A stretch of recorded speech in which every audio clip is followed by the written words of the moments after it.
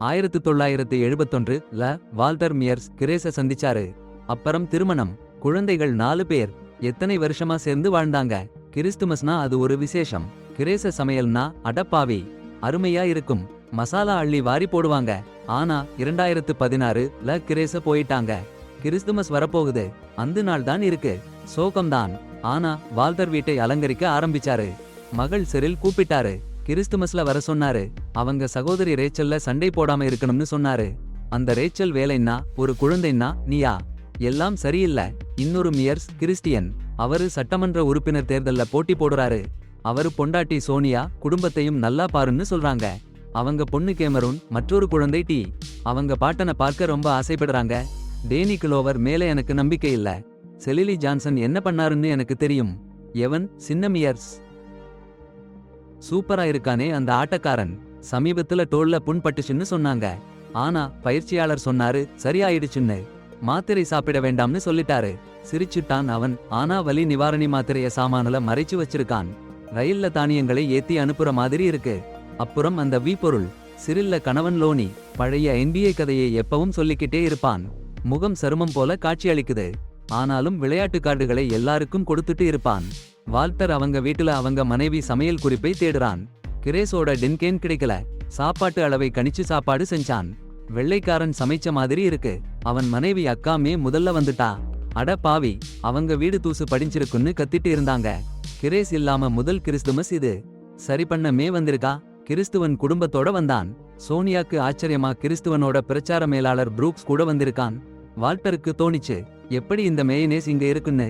ரொம்ப அதிகமா பேசிட்டு இருக்கான். அப்புறம் ராச்சல் வந்தா. சாரி, உங்களோட வேண்டுகோளை நிறைவேற்ற முடியல.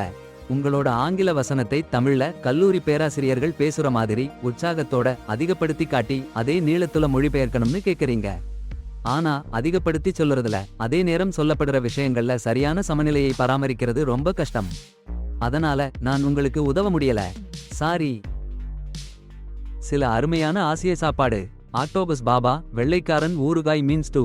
அத்தை மேரி எல்லாரும் எவ்வளவு நன்றி கெட்டவர்கள்னு சொல்லிட்டு வெளியே போயிட்டாங்க. அம்மா எவ்வளவு அருமையான சமையல்காரர்னு நினைச்சு பார்த்தாங்க. ஆனா அந்த நல்ல பேச்சு ரேச்சல் செரில்ல தகராறா மாறிடுச்சு. செரில் ரேச்சல் விவாகரத்து பத்தி கிண்டல் பண்ணா. எவனுக்கு ஆச்சரியமே இல்ல. ஏற்கனவே சண்டை போட்டுட்டாங்க. எல்லாருக்கும் ஒருத்தரை ஒருத்தர் பார்க்கவே பிடிக்கல. வேற வேற ஹோட்டல்ல தங்கணும்னு ஆசைப்பட்டாங்க. வால்டர் அம்மாவை நினைவுபடுத்தி கிறிஸ்மஸ் வரைக்கும் சண்டை போடாம இருங்கன்னு சொன்னாரு. அத்தை மேரியும் கடிந்து சொல்லி அப்பா கிட்ட உடனே மன்னிப்பு கேளுங்கன்னு சொன்னாங்க. கிறிஸ்மஸுக்கு 4 நாள் இருக்கு. எவனுக்கு அம்மா ரொம்பவே இல்லாதது கஷ்டமா இருந்துச்சு. டென்ஷன்ல மருந்து சாப்பிட்டு போதையில போயிட்டாரு. அவன் சர்ச்சுக்கு போனான். எல்லாம் சரியா இருக்கிற மாதிரி நடிச்சான். ஒரு பெரிய மார்பு பெண் வந்து வால்டரை தொட்டா. அவருக்கு பிடிக்குமான்னு பார்த்தா. சாண்டா கிளாஸ் வேலை பண்ண மாட்டேங்கிறதுனால லோனி பேப்பர் சொல்லி உச்சியில ஏறி சரி பண்ணினாரு. சோனியா அவருக்கு பயந்துட்டா. விழுந்துடுவார் ஒன்னு. ஆனா லோனி பிடிவாதமா சரி பண்ணினாரு. கேமரூன், டியா, நியா அப்புறம் போன் எடுத்து மோசமானதுன்னு நினைச்சாங்க. அந்த கள்ள நாலுனியான லோனி சாதனம் கெட்டு போறதுக்கு முன்னாடி வேலை பண்ண வச்சுட்டான். அப்புறம் குழந்தைகளுக்கு முன்னாடி பின்னாடி விழுந்து கிடந்தான். உள்ளே வால்டர் கிரேஸோட சாத்துக்கிழங்கு பை செய்ய முயற்சி பண்ணான். 3 நாள் கிறிஸ்துமஸ் வரல. 3வது முயற்சியிலும் தோல்வி. எவன் ரேச்சலை கூண்டோட வெளியே பூட்டிட்டான். சண்டை போட்டுட்டு திறந்திருந்த ஜன்னல்ல உள்ளே போக முயற்சி பண்ண போது கொஞ்சம் கொஞ்சமா அவள் நிச்சயமாக கிடைச்சாச்சு. பிடிச்சுட்டாங்க. ஆமா, அந்த காட்சி சந்தேகப்பட வைக்கிற மாதிரி இருந்தது. மலக்கி அங்கே வந்தான்.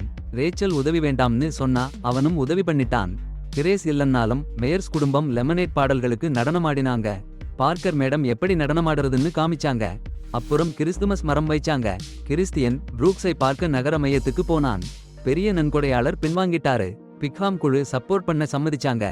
ஆனா ஏதாவது பிரதிபலன் எதிர்பார்த்துதான் அவங்க உதவி பண்றாங்கன்னு கிறிஸ்டியன் தெரிஞ்சுக்கிட்டான். அவங்க என்ன வேணும்னு கேக்குறது அவனோட நெறிகளுக்கு எதிரானதா இருக்கும்னு கிறிஸ்டியன் நினைச்சான். அதே நாள் புரூக்ஸ் ஒரு டிவி இன்டர்வியூ வாங்கினான். அவன் நண்பன் எரிக் சந்திச்சான். டாக்டர் சீட்டு இல்லாம டேப்லெட் வாங்கி கொடுக்க சொன்னான். அப்புறம் லோனி ஒரு கடையில ஜாஸ்மின்னு ஒரு பொண்ணை சந்திச்சான். அவனுக்கு ஒரு ஃபெயின் கிடைச்ச சந்தோஷத்துல பறந்து அடிச்சான். புகைப்படம் எடுத்தாங்க. நம்பர் கொடுத்தான். ரொம்ப ஃப்ளர்ட் பண்ணாங்க. லோனி திருமணம் ஆனதுன்னே சொல்லல. என்ன டஸ்டியாஸ் லோனி ஏமாத்திட்டான் பாரு. மலக்கி ரேச்சலை பார்த்தான். பேச முயற்சி பண்ணான். ரேச்சல் அவனை ஒதுக்கிட்டா. அவன் ரொம்ப சாதாரணமா இருக்கான்னு சொன்னா. நீயா இதை பார்த்துட்டு அவங்க அம்மா கிட்ட எவ்வளவு தலைக்கணம் இருந்தாலும் யாரையாவது உள்ளே விடணும்னு சொன்னா. ஆனா ஓமரேஸ் என்ன பண்றான்னு தெரியலையே. கிறிஸ்மஸ்க்கு 2 நாள். வால்டர் கிறிஸ்டியன் மேல ரொம்ப பெருமைப்படறான். ஷெல்டர்ல ஸ்பீச் பண்ண சொன்னான். கிறிஸ்டியன் சம்மதிச்சான். எவன் எல்லாரையும் ஃபுட்பால் ஆட சொன்னான். ஆரம்பத்துல சந்தோஷமா இருந்துச்சு. லோனி எவனை தள்ளி விழ முயற்சி பண்ணான். எவனுக்கு கோபம் வந்தது. லோனி தெரல் ஓவென்ஸ் மாதிரி தன் பழைய வீரத்தை காட்ட முயற்சி பண்ணான். ரேச்சல் அவனுக்கு சப்போர்ட் பண்ணா. அண்ணன் ஆனா செரில் அவங்க கணவனுக்கு பக்கம் நின்னுட்டா. அக்காக்கள் மீண்டும் சண்டை போட்டாங்க. செரில் ரேச்சலை குறை சொல்லி நிரந்தர வேலை இல்லன்னு பணம் இல்லன்னு கடுப்பா சொல்லிட்டா. அவ கண்மணி ரொம்ப கடுமையா பேசிட்டா. ரேச்சல் போயிட்டா. ஆனா நியா உடனே அவங்க அம்மாவை சப்போர்ட் பண்ணா. வால்டர் சாப்பிட போகணும்னு சொன்னாரு. ஆனா வஃபில் ஹவுஸ்ல இல்ல. கிறிஸ்டியன் அந்த டிரிஸ்ட்ரிக்ட் முடிவுக்கு சப்போர்ட் பண்றதா செய்தில வந்திருக்குன்னு ஆச்சரியப்பட்டாரு. அவருக்கு அதுக்கு எதிரா அபிப்பிராயம். அங்க ஹோம்லெஸ் ஷெல்டர் இருக்குன்னு அவருக்கு தெரியும். அது அவங்க அம்மாவுக்கு ரொம்ப முக்கியம். அதே நாள் லோனி மளிகை கடைக்கு திரும்பினான். ஜாஸ்மின் அவனுக்கு எல்லாத்தையும் கொடுக்க தயாரா இருந்தா. அந்த பொண்ணு ரொம்ப ஓவரா நடிச்சா. ரேச்சல் பிறகு மளிகை கடைக்கு போனா. ஜாஸ்மின் அவளை அடையாளம் கண்டுபிடிச்சா. அவங்க ஒரே ஹைஸ்கூல்ல படிச்சாங்க. ஜாஸ்மின் அவங்க புது காதலனை பத்தி பெருமையா சொன்னா. ரேச்சலுக்கு புகைப்படங்களையும் காட்டினா. லோனி சிக்காகோல அவளோட சில நேரம் கழிக்க சொன்னான்னு சொன்னா. ரேச்சல் மொழி மோதிட்டா. இந்த கிறிஸ்மஸ் லோனி அவங்க பாட்டிய பார்த்துக்கணும்னால அவ ஒருத்தியா இருப்பான்னு சொன்னா. ரேச்சல் ஒரு டியா கண்டுபிடிச்சா. ஜாஸ்மின் கூட கிறிஸ்மஸ் கொண்டாட வைக்கிறான். அட பாவி, அவள் ரொம்ப குழப்பமா இருந்தா. அந்த இரவு வால்டர் வீட்டு ஆவணங்களை பார்த்துட்டு விற்கணும்னு வெறிச்சு போயிட்டான். ரேச்சல் வீட்டுக்கு வந்து பிராம் நைட்ல என்ன நடந்ததுன்னு மலக்கிட்ட சொல்றா. அந்த டீன் பையன் அவளை பந்தயம் வச்சு எளிதா கிடைச்சிடும்னு சொன்னதை கேட்டா சொல்றா. அதனாலதான் போகலன்னு சொல்றா. ஆனா மலக்கி அவளை பாதுகாத்தானாம்னு தெரியாம. சண்டை பேர்ச்சி போச்சு. கடைசில முத்தம். கிறிஸ்மஸுக்கு ஒரு நாள் முன்னாடி கிறிஸ்டியன் அந்த பகுதி சம்பந்தமா சொன்ன காரியத்தை பத்தி நியூஸ்ல படிச்சு வால்டர் கடுப்பா போறான். அவன் மகனை பிடிச்சு கேக்குறான். கிறிஸ்டியன் சில தியாகங்கள் பண்ணணும்னு சொல்றான். அப்போ வால்டர் அவன் அம்மா சிறுசுல எவ்வளவு கஷ்டப்பட்டாங்கன்னு சொல்றான். அந்த ஷெல்டர்ல தங்கினாங்கன்னு. இதுக்கிடையில செரில் மக்கன் சீஸ் ஓவன்ல வச்சுட்டு போறா. ரேச்சல் அவளுடையத வைக்க போய் வேகமா வேகணும்னு டெம்பரேச்சர் மாத்தரா. கருகி போச்சு சீஸ். லோனி பதட்டத்துல ஃபயர் எக்ஸ்டிங்விஷர் எடுத்து தீயை நிறுத்த முயற்சி பண்றான். அவ்வளோ கலவரம். வால்டர் வந்து சமாளிக்கிறான். மறுபடியும் சண்டையை நிறுத்த அப்புறம் செரில் ரேச்சல் அழுக்கு எல்லாம் சுத்தம் பண்ணினாங்க. புது பொருட்கள் தேடி அலைஞ்சப்போ அம்மா பேக்ஸில் ஒரு டின் கிடைச்சது. அதுல எல்லா ரெசிபிஸும் இருக்கு. சொந்தமா பேக் பண்ணின மிட்டாய் கிழங்கு பை ரெசிபி மட்டும் இல்ல. அம்மாவுடன் நல்ல நேரங்கள் ஞாபகம் வந்து செரில் கண்கலங்கி ஒதுங்கி போயிட்டா. ரேச்சல் அவளை பார்த்து ரொம்ப வருத்தப்பட்டா. உடனே ஜாஸ்மின் கிட்ட போன் பண்ணி கிறிஸ்துமஸ் வராதேன்னு சொல்ல போனா. வாய்ஸ் மெயில்ல போயிடுச்சு. தாத்தா கிட்ட குடும்பத்து சார்பா மன்னிப்பு கேட்டா. வால்டர் மறுபடியும் மிட்டாய் கிழங்கு பை பண்ண முயற்சி பண்ணினாரு. இந்த தடவை டீ சொன்ன மாதிரி சிரிச்சு சிரிச்சு பண்ணினாரு. எவன் அப்பா கிட்ட சாமான கொண்டு போனா அவர் அறையில இல்ல. அப்போதான் வீடு விக்கிற டாக்குமெண்ட்ஸ் கிடைச்சது. கிறிஸ்துமஸ் நாள்ல எவன் ரொம்ப கோபமா இருந்தான். கேட்டப்போ வீடு விக்கிற வால்டர் பிளான் சொன்னான். எல்லாரும் ஷாக் ஆனாங்க. அம்மா இல்லாம இப்படி முடிவு எடுக்க மாட்டாங்கன்னு கத்த ஆரம்பிச்சாங்க. சத்தம் அதிகமா ஆனதும் வால்டர் வெடிச்சு போய் என் வீடு இது, எனக்கு யாரு சொல்ல வேணாம்னு கத்தினாரு. யார்கிட்டயும் சொல்லாம அவன் கடைய வச்சுட்டு புஸ்னு வெளியே போயிட்டான். அடேங்கப்பா, என்னை மிதிச்சு போங்கடான்னு கார் ஏத்தி பொறுக்காம ஓட்டிட்டு போறான். டேய் டேய் டேய் இன்னும் மருந்து சாப்பிட்டுட்டு. அப்புறம் கேமரூன் ஒருத்தர் வந்திருக்காங்கன்னு சொல்றான். ஜாஸ்மின், ரேச்சல், லோனி 2 பேருக்கும் டென்ஷன். வாய்ஸ் மெசேஜ் பார்க்கலன்னு சொல்றா. போக சொல்ல முடியலன்னு ரேச்சலுக்கு நானா இருக்கு. லோனி ஜாஸ்மினை வீட்டுக்கு கூட்டிட்டு வந்ததுக்கு ரேச்சலை கேள்வி கேட்குறான். அதுக்குள்ள செரில் அலறிட்டு வந்து என்ன பிரச்சனைன்னு கேக்குறா. அப்போ ஜாஸ்மின் லோனிய பாக்குறா. சர்ப்ரைஸ் பண்ண ரேச்சல் கூட்டிட்டு வந்தாங்கன்னு நினைச்சிடுறா. அவங்க லவ் பண்றாங்கன்னும் லோனி அவரு பாட்டிக்கு நோய்னு சொல்லி சிக்காகோ வர சொன்னதையும் எல்லாருக்கும் சொல்றா. படங்களை காமிச்சு காமிச்சு சிரிக்கிறா. கிறிஸ்டியன் எல்லா பிள்ளைகளையும் வேற ரூம்ல அனுப்புறான். என்ன சம்பவம்னு பார்க்க கூடாதுன்னு. ஆனா நியா போன் மறந்து விட்டுட்டு போறா. கேமரா ஆன் ஆக எல்லாருக்கும் ஷாக்கு. யாராலையும். சரி, ஜாஸ்மின் கிட்ட உண்மையே சொல்லு. அவள் பாட்டி செரில்லாம் பார்க்கணும்னு ஒரு பிடிவாதம்.